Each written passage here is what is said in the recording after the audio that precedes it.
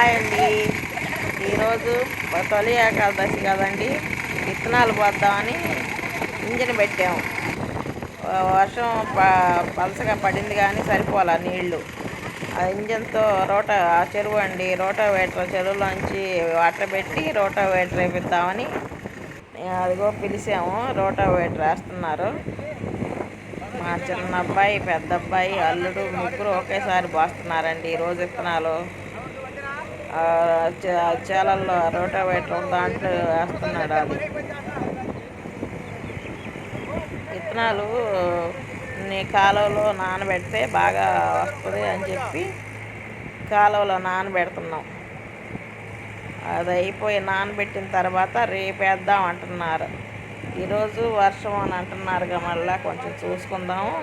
తొలి ఏకాదశి కదా, కొంచెం చల్లుదామని చెప్పేసి కొంచెం మూటల్లో కొంచెం చల్లాము. ఈరోజు సెలవు కదండి. అదిగో పిల్లలు ప్రియా, యశు, నిఖిలు వాళ్ళ ఆటలు మామూలుగా ఉండవు సెలవు వచ్చిందంటే. పరుగులు ఆ చెరువు అండి, ఆ విత్తనాలు ఆ చెరువులో నుంచి ఇటు పెడతాం అన్నమాట, చేలోకి నారుమడి వరకు. తర్వాత కాలువలో నీళ్ళే సరిపోతాయిలే.